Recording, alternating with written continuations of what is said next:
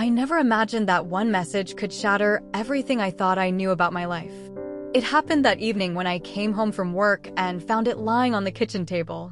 The note was simple, no signature, no hint of who had left it, but the words, they struck me to the core. Your husband is not who you think he is. Your life will never be the same. I froze. The silence of our home felt suffocating, like it was pressing against my chest. Michael, my husband, was in the living room, completely unaware of what I had just read. We had been together for 7 years, married for 5. 2 kids, Lily, 8, and Jake, 5. A perfect little family on the surface. But that message made me question everything. I didn't know what to do. Should I confront him immediately? Should I investigate, look for proof? Fear wrapped itself around me like a vice.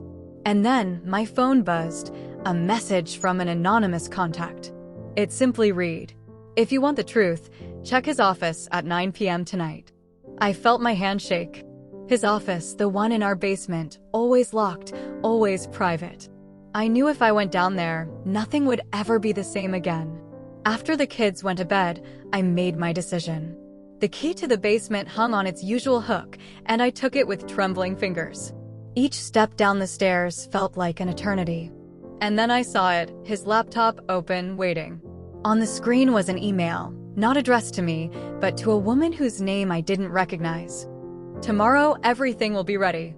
We'll start our new life together." My chest went cold.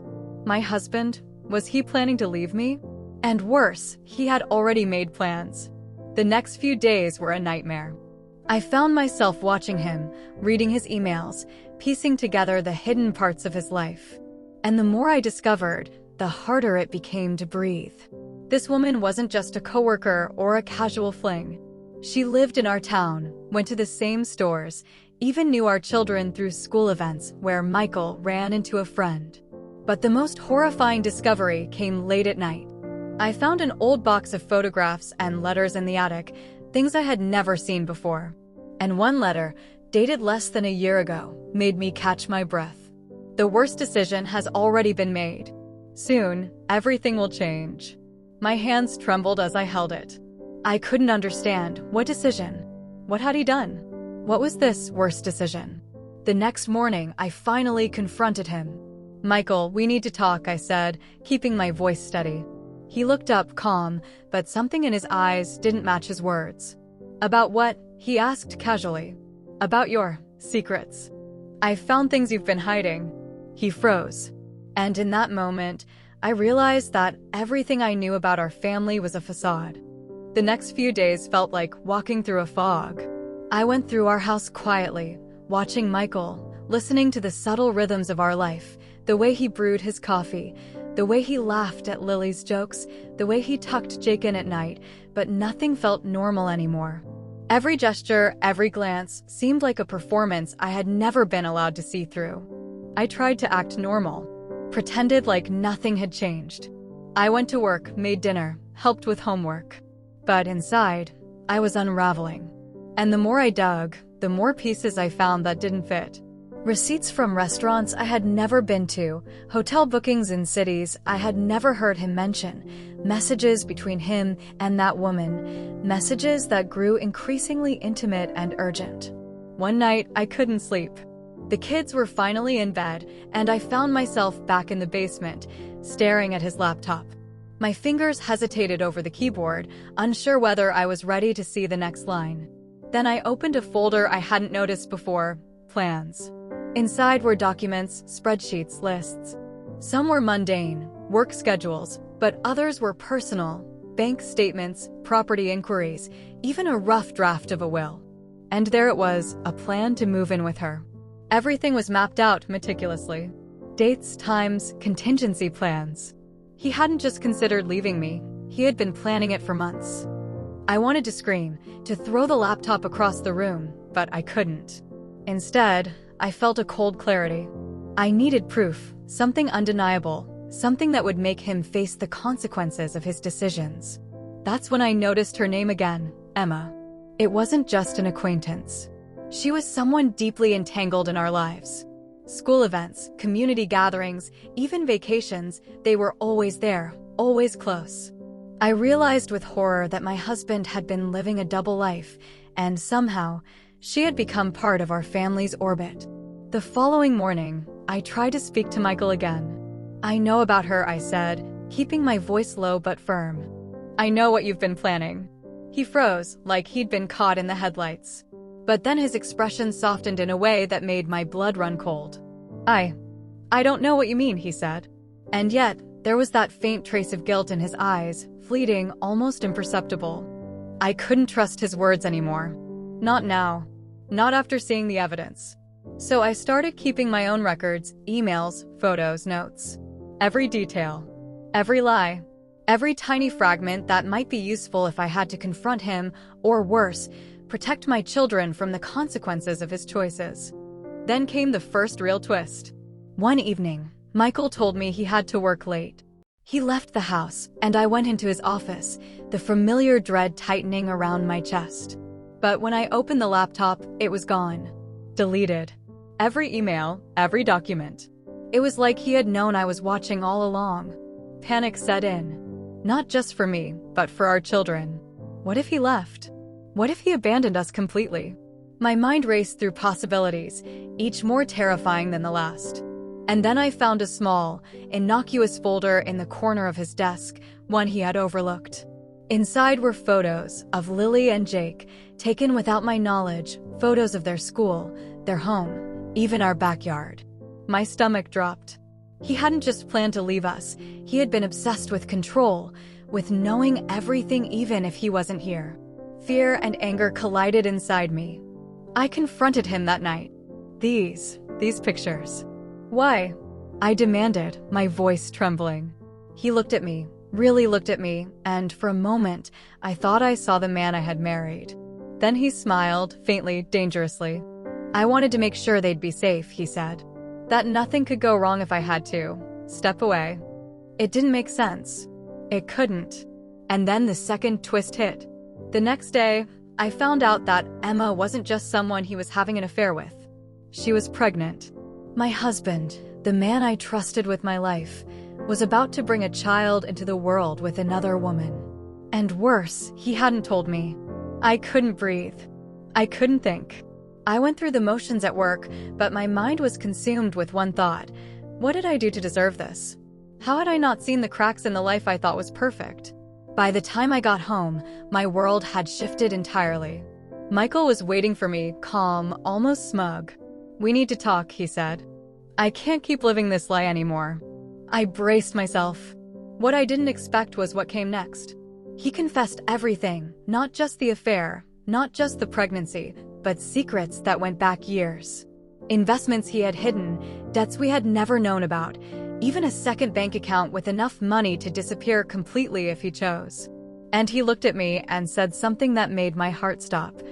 "I wanted to protect you from this, but I can't anymore. I have to make a choice. And you need to make yours." It was the ultimate moral dilemma.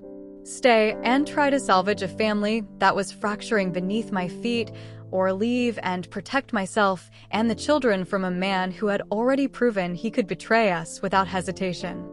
I spent that night alone in our bedroom, staring at the ceiling, thinking about Lily and Jake. I thought about how much they needed stability, love, and trust. And I realized something that would haunt me forever. I couldn't control Michael. I could only control my own choices. By morning, I had a plan. I wouldn't leave immediately. I wouldn't confront him without certainty. But I would gather evidence, protect our children, and prepare for the moment when he made his next move. And I knew one thing for sure. Our lives would never, ever be the same. Then came the final blow before the crescendo. I was going through his emails one last time when I stumbled across a message that wasn't for me, and it wasn't for Emma. It was for someone else entirely, a lawyer in another state, discussing custody arrangements for a child I had never even known existed. My stomach lurched. My husband had another family, another secret, another life. The room spun. Everything I thought I knew, everything I had counted on, was a lie. And I realized that the real decision, the decision that would change all of us forever, wasn't his alone. It was mine.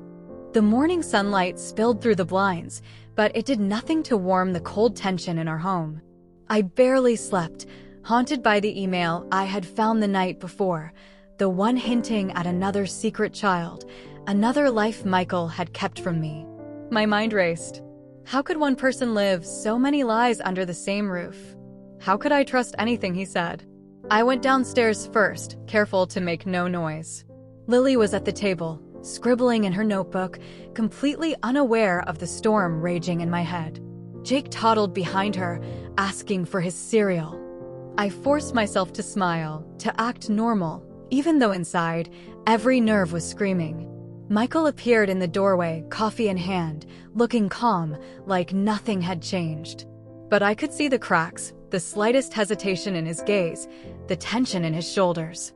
He knew I had discovered everything, and I knew he feared the consequences. "We need to talk," I said, my voice steady despite the chaos inside me. He nodded, and we sat at the kitchen table. I could see him weighing every word, every gesture. I took a deep breath. I know about Emma. I know about the baby. And I know about the other child, too. His face paled. A flicker of panic passed through his eyes. I didn't want you to find out like this," he said quietly. "Like this." I echoed, my voice rising. "Like this, Michael? Like discovering your entire double life hidden behind our walls? Do you have any idea what this feels like?" He looked down at his hands, and I saw a glimpse of the man I thought I knew, lost somewhere beneath years of deception. "I made mistakes," he admitted. I thought I was protecting you, protecting us. I didn't know how to fix things, so I hid them." I laughed, bitterly, the sound echoing through the kitchen. "Protecting us? You call hiding everything, our finances, your affairs, a secret child, protecting us?" He flinched but stayed silent. And in that silence, I realized something terrifying. I had to decide. Not just whether to stay or leave, but how to protect our children, how to survive the aftermath of choices I had never made. The first twist hit me like a punch. Michael wanted me to choose with him, not against him. He was asking me to compromise, to accept his lies, to go forward as if nothing had happened. He even suggested counseling, pretending we could rebuild from the wreckage. But I knew better. You can't rebuild trust once it's been shattered like glass. I left the kitchen without answering. I needed space, time to think, and a plan. I went into Lily's room first, watching her sleep. Her small chest rising and falling, her tiny hands curled around her blanket. I knew that no matter what I did, the choice I made would affect them forever. And then I went to Jake, holding him close, trying to shield him from a world that had suddenly become terrifying. Hours passed. I reviewed every piece of evidence again, every email, every receipt, every note. And then, the second twist struck. I found something I had never expected. Michael wasn't acting alone. Emma had been manipulating him, encouraging him to hide more, to take risks. And the secret child in another state? That wasn't Michael's mistake, it was Emma's plan all along. She had been creating a parallel life that Michael had reluctantly participated in, blinded by desire and guilt. I realized that confronting Michael alone wouldn't solve anything. I needed legal advice. I needed protection for my children. And I needed to understand the full extent of what had been happening behind my back. By evening, I had contacted a lawyer, discreetly, and began documenting everything. Every lie, every secret, every plan. Michael didn't know I had taken this step. And as I prepared for the confrontation I knew was inevitable, I felt a strange mix of fear and empowerment. For the first time, I felt in control. That night, I confronted him in the living room. "Michael, we can't keep living like this. You've hidden too much. You've betrayed too much. And it's not just about you and me anymore. It's about the children. I won't let them be collateral damage." He looked at me, the man I had loved, and the man I no longer recognized. I wanted to fix it," he whispered. "I didn't want to hurt anyone. But it's too late now." "Too late?" I snapped. "It's never too late to tell the truth. But it is too late to pretend this can continue like nothing happened. We need to make decisions. Real decisions. And we need to live with the consequences." Then came the emotional climax. Michael finally admitted the full scope of his actions, not just the affair, not just the hidden finances and secret child, but the years of emotional distance, the lies to friends and family, the calculated deception. I listened, my stomach twisting, my hands shaking. And somewhere deep inside, a part of me mourned the life we could have had, the family we could have been. But another part, stronger now, knew what had to be done. The third twist hit when Michael revealed something I hadn't expected. He had already transferred a significant portion of our savings to Emma, planning to vanish once she gave birth. He had intended to disappear, leaving me to manage the aftermath alone. The revelation was devastating. I realized that if I didn't act quickly, he could take everything: our home, our finances, our stability. And so I made my decision. I called the lawyer, filed protective orders, froze accounts, and prepared for the legal battle that was about to define the next chapter of our lives. Michael pleaded, begged, tried to manipulate me into forgiveness, into compliance. But I had reached a point where love and trust no longer governed my choices. I acted decisively, ensuring the children's safety and my own independence. In the days that followed, the house became a battlefield of words, accusations, and revelations. The children remained blissfully unaware of the full chaos, though they felt the tension. I focused on shielding them, explaining in small pieces that Mommy and Daddy are working through some adult problems. And in those moments, I realized the depth of resilience I hadn't known I possessed. Then, one quiet evening, as I tucked Lily and Jake into bed, I understood the final truth. Our family would never be the same, but we could survive. We could rebuild, not as the perfect family I once imagined, but as a family forged through truth, honesty, and the unshakable bond between a mother and her children. The haunting aftermath was unavoidable. Michael left the house shortly after, forced to face the consequences of his decisions. Emma eventually revealed the truth about the secret child, complicating the legal proceedings, but also confirming the extent of her manipulation. And I was left to pick up the pieces, to redefine what family meant. It was painful, devastating, but it was real. And for the first time in weeks, I felt a sliver of peace. Because sometimes, the decision that changes your family forever isn't about forgiveness, or reconciliation, or maintaining appearances. Sometimes it's about survival, about protecting what truly matters, about choosing the children over betrayal, about stepping into the unknown with courage, even when your heart is breaking. And as I watched Lily and Jake play in the yard, laughing as the sunlight danced across their faces, I knew one thing: we were alive. We were still a family, even if broken, even if changed forever. And sometimes, surviving is the most powerful choice of all.